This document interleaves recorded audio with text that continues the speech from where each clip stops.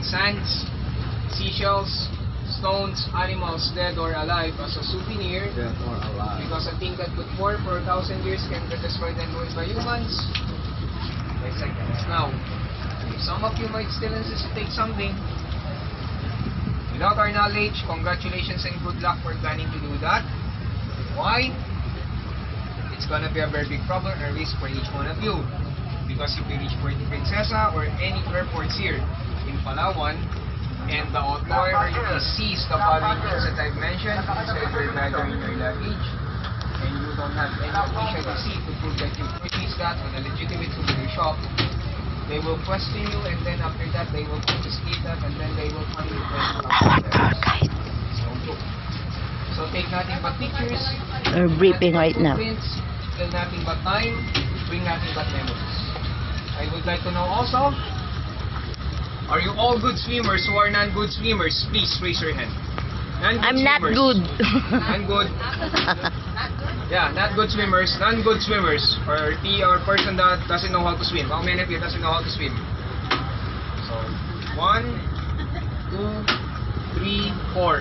Okay, thank you very much for telling me. I don't know how to swim also. Anyway, avoid any unnecessary situation. Always follow my safety precaution. Let us make our island a big memorable one. Not as project one. For non-good swimmers like me, don't you worry, don't be afraid. If some of us might get drowned after 24 hours, we will float with a bloated stomach. So someone can still recover as if ever. I'm just only kidding.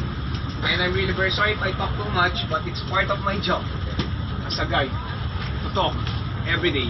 So just to give you some information and details here, before this place is called El Nido, the real name of this place is called Talindapor, meaning small village. And when the Spaniards came, it turned out to be a small municipality of Taytay, and it was known and called as the El Bacuit. And the reason why it was called El Bacuit is because most of the people in Taytay during the Spanish era evacuated here. Then in 1954, a presidential decree was being signed, and the town of El Bacuit was changed and called to El Nido. It's because of the edible bird's nest. It's very common here. The type of bird called sweetlets, they make their nest with their own saliva. Now, El Nido is a peninsula, and the islands here in the whole El Bacuit Bay are composed of 45 islands and 255 beaches. So this is the whole El Bacuit Bay. The maximum depth of the whole El Bacuit Bay is 40 meters, but on the west side, it's not 40 meters anymore. It's much more deeper because the depth of the sea are divided into 4 categories. Sunlight zone, twilight zone, midnight zone, and the abyssal zone. The most deepest part is the abyssal zone, and no life forms can find there except blacks, smokers, and mussels. Most of the life forms you can find it and see it on the sunlight zone area. And each of the rocks formation that you're looking right now surrounding us, they're not ordinary stones, they're called limestones, and limestones are sedimentary rocks, and their components is calcium carbonate, and proven by science billions of years ago, they were once corals and submerged underwater.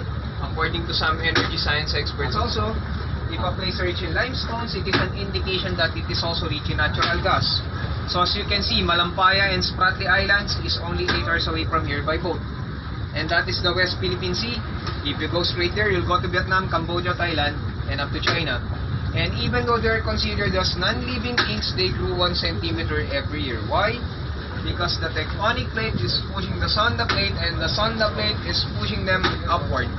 The reason why Palawan was called as the last frontier, this is the most safest place in the whole Philippines. This is part of Western Luzon, not Visayas or Mindanao. No volcanic activity, no earthquake, no fault line. But as time goes by, all of these limestones will erode. Because the number 1 enemy or destroyer of calcium carbonate is rainwater, and rainwater contains acids. Before it was called Palawan, the ancient Chinese people used to call the whole islands of Palawan as Palawiu, meaning the beautiful island. For the Spaniards, they call it Aragua. So Palawan is derived from the word Palawiu, meaning the beautiful island. And because these are all rock formations, some of you might wonder or think, how come there are plants and trees? It's a rocky area. How do they manage to survive? Well, as you can see, limestones are natural water reservoir. They absorb moisture or water. And then, if they died, they turn into soil, and then the new plants and trees will grow again. And behind us, over there, even though it's not part of our tour, we call that the Tadlaw Island. Tadlaw comes from a local Cuyunan dialect meaning blackbird, because if you're on top of it, on the other side, you can see the shape of the lagoon. It's like a big mouth lapping, and that is also the highest peak here. It measures 1,000 feet, 360 meters above sea level, and that is also the biggest island here, ranging 10.3 square kilometers. When the Scientific Weather Bureau was not yet been introduced here in El Nido, that is the local barometer of the people here in the town. So if the peak area is totally covered with clouds, it means that there's a low pressure. And of all the islands here in the whole Albacuit Bay, that island has the most complete ecosystem because it has a source of fresh water. And during the Great Ice Age, millions of years ago, Palawan and Mindoro are connected, and they're all connected to Malaysia, Vietnam, Cambodia, Thailand, and China. But after the Great Ice Age, when the Pangea movement started to move, that's how they all got separated and detached from one another. So it's a fact that Palawan never moved, so that's the reason why Palawan was called as the last frontier. And on the eastern port of El Nido, over there, about a kilometers away from this area, we have their hot spring. But it doesn't mean that there's a hot spring, it means that there's a volcanic activity. No, we don't have any volcanic activities here. But why do we have hot spring on the eastern port? It's because of Ganges. And some of you might ask me, or it's your first time to hear that kind of word, what is a Ganges? Well, a Ganges is a tunnel deep beneath the earth, where the lava flows are connected to some other areas of the Ring of Fire in the Asia-Pacific region inside the canal. Now, if a hot spring has a water geyser or steam that blows out, it doesn't mean that there's a volcanic activity. It's called cumul. Now, Philippines are composed of 7,107 islands. That's the old record. Now, we just found out that Philippines are composed of 7,645 islands. And 1,007 can be seen here in Palawan.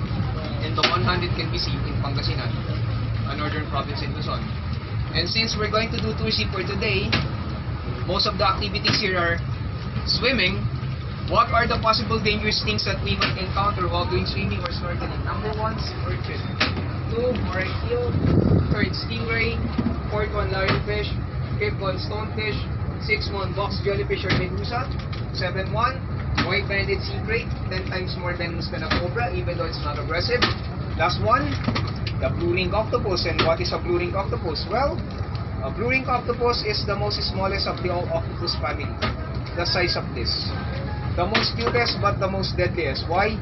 It contains tetrotoxic venom and there's no antidote on it. So if ever you see one of those things, even though you're not familiar, avoid getting near to it or do not touch anything under the water. An ounce of prevention is better than a cure. And because this is an open sea area,